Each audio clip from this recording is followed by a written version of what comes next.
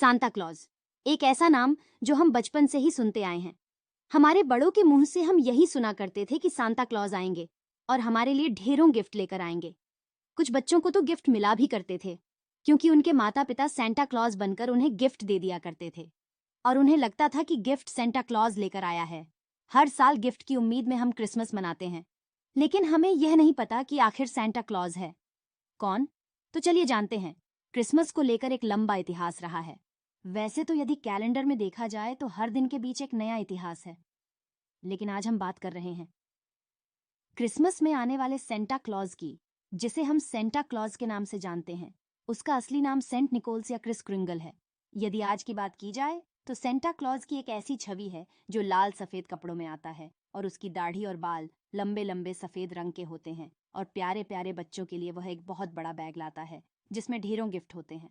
लेकिन इसके पीछे एक इतिहास छिपा हुआ है। अब वह क्या है, वह तो आपको हमारी यह वीडियो देखने के बाद ही पता चलेगा। सांता क्लॉज नॉर्थ अमेरिका में रहते थे, ऐसा कहा जाता था। अब कोई इसकी पुष्टि तो नहीं कर सकता, क्योंकि कुछ लोग ऐसा कहते थे कि वह उत्तरी ध्रुव की ओर रहते हैं। एक साधु तो थे, लेकिन उन्होंने शादी भी की थी, और जिससे शादी की थी उस महिला का नाम जेसिका था, जिन्हें बाद में मिसेस क्लॉज के नाम से जाना जाता था। सांता क्लॉज को क्रिसमस फादर के नाम से भी जाना जाता था। वैसे तो सेंटा क्लॉज का नाम जीसस क्राइस्ट, जिनका जन्मदिन 25 दिसंबर को मनाते हैं, लेकिन यदि बाइबल में देखा जाए तो जीसस क्राइस्ट और सेंटा क्लॉज के बीच कोई संबंध था ही नहीं। संत निकोलस का जन्म 3री शताब्दी में हुआ था और जीसस का निधन संत निकोलस के जन्म से 280 साल पहले ही हो चुका था। उत्तरी ध्रुव में स्थित मायरा में एक रईस परिवार में 3री शताब्दी में संत निकोलस ने धरती पर जन्म लिया था। परिवार तो रईस था, लेकिन उसके बावजूद भी वे अनाथ हो गए थे। उसके बाद उन्होंने बचपन से ही भगवान यीशु में अपने माता पिता को देखते हुए उनकी भक्ति करनी शुरू कर दी। वे बड़े हुए और ईसाई धर्म के पादरी बन गए और बाद में वे बिशप बन गए। उन्हीं आरंभ से ही शौक था कि कुछ ऐसे लोगों की मदद की जाए जो अपनी इच्छाएं स्वयं पूरा नहीं कर सकते, जो गरीब है और अपनी इच्छाएं पूरी करने में असमर्थ हैं। वे सदैव जरूरतमंद और बच्चों को गिफ्ट देना पसंद करते थे। वे नहीं चाहते थे कि उनकी पहचान कोई भी देखें या जाने, इसलिए वे बच्चों के सोने के बाद ही घर से बाहर निकलते थे और उन्हें उपहार दिया करते थे। यही कारण था कि बच्चों को वे लोग जल्दी सुला दिया करते थे, ताकि उनके पास भी आकर कोई ऐसा व्यक्ति अर्थात सांता अंकल उन्हें उपहार दिया करें। संत निकोलस के जीवन की कई सारी कहानियां ऐसी हैं जो बेहद चर्चित हैं, जिनमें उन्होंने जरूरतमंद लोगों की मदद करके उन्हें रातों रात माला माल कर दिया। एक ऐसी ही मशहूर कहानी एक गरीब व्यक्ति की है जिसकी 3 बेटियां थीं। वह व्यक्ति इतना ज्यादा गरीब था कि अपनी बेटियों को 2 वक्त का भोजन भी देने में समर्थ नहीं हो पा रहा था। ऐसे में वे उनकी शादियों के लिए चिंतित था। वह उनकी शादी कैसे कर पाता है। उसके पास खाने के लिए पैसे नहीं थे। मजबूरन वह अपनी बेटियों को नौकरी कराने पर मजबूर था, परंतु बहुत मशक्कत के बाद भी उन्हें कोई नौकरी नहीं मिल रही। तब उसने अपनी बेटियों को व्यापार की ओर जाने का रास्ता दिखाया। जैसे ही यह बात संत निकोलस को पता चली तो उन्होंने आधी रात में जाकर उन लड़कियों के घर में जाकर उनकी जुराब के अंदर चुपचाप सोने के सिक्कों से भरी थैलियां रख दीं। उसके बाद उनकी दरिद्रता खत्म हो गई और उन्होंने खुशी खुशी अपनी बेटियों की शादी भी की और उन्हें सुखी जीवन प्रदान किया।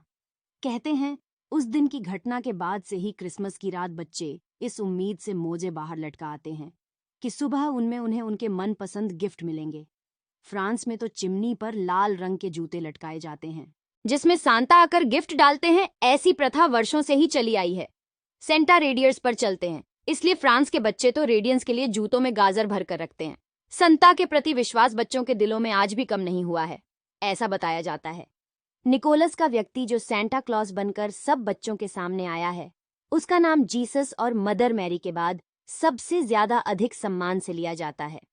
निकोलस की दरियादिली देखने के बाद सन 1200 से ही फ्रांस में 6 दिसंबर को निकोलस दिवस के रूप में मनाया जाने लगा है, क्योंकि यही एक दिन था जिस दिन निकोलस की मृत्यु हो गई थी। 1773 में पहली बार अमेरिका शहर में सेंटा क्लॉज के रूप में एक व्यक्ति मीडिया से रूबरू हुआ था और उसने खुद को सेंटा क्लॉज बताया था। उसके बाद सन 1930 में संता का अस्तित्व सब लोगों के सामने आया और संडर ब्लोम नामक एक कलाकार ने संता के रूप में कोका कोला की एड 35 वर्षों तक की। उसने लाल सफेद कपड़ों में आकर कोका कोला की एड की थी और संता का यह नया अवतार लोगों को बहुत ज्यादा पसंद आया, जिसे आज तक स्वीकार किया जाता है और उसी रूप में संता को याद किया जाता है। लेकिन असली संता मतलब निकोलस को आज तक किसी ने नहीं देखा था और ना ही उसकी किसी ने पहचान की थी। इसलिए संता के इस नए रूप को ही देखकर सब संता के होने का अनुमान लगा लेते हैं और खुश होकर नाच कूद लेते हैं। धीरे धीरे क्रिसमस और संता का आपस में गहरा रिश्ता बनता चला गया और वे बच्चों के बीच मशहूर होते चले गए। आज संता सबके लिए गिफ्ट लेकर आएंगे। इसी सोच के साथ क्रिसमस की रात बच्चे जल्दी सो जाते हैं। संता क्लॉज के बच्चे इतने ज्यादा दीवाने हैं कि उन्हें क्रिसमस के दिन खत लिखकर भेजते हैं। और बहुत सारे पते ऐसे हैं जहां पर संता के नाम से खत भेजे भी जाते हैं, जिनमें से सबसे मुख्य पता फिनलैंड का कहा जाता है। दोस्तों, अगर आपको हमारा वीडियो अच्छा लगा तो प्लीज लाइक करें